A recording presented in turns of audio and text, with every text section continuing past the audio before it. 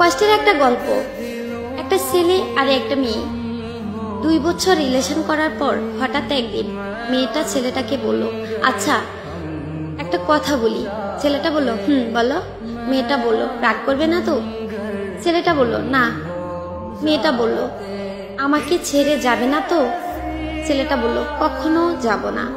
মেয়েটা বলল, ভুল বুঝবে না তো? ছেলেটা বলল, না, বুঝবো না। মেয়েটা বলল, জানো আমার একটা অতীত আছে। ছেলেটা বলল, কি সেটা? মেয়েটা বলল, আমাকে রেপ করা হয়েছে। ছেলেটা বলল, কি? মেয়েটা কেঁদে কেঁদে বলল, এবার তুমি আমায় খারাপ ভেবে হয়তো আমাকে ছেড়ে চলে যাবে। ছেলেটা মেয়েটাকে অনেক জোরে একটা থাপ্পড় দিল।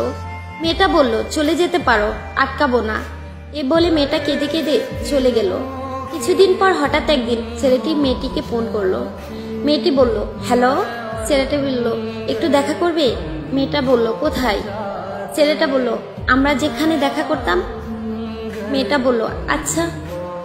ছেলেটি আগে থেকে এসে মেয়েটির জন্য অপেক্ষা করতেছে। কিছুক্ষণ পর মেয়েটি আসলো। মেয়েটি বলল, কিসের জন্য আসতে বলছো? ছেলেটি বলল, চোখ বন্ধ করো। মেয়েটি বলল, কেন?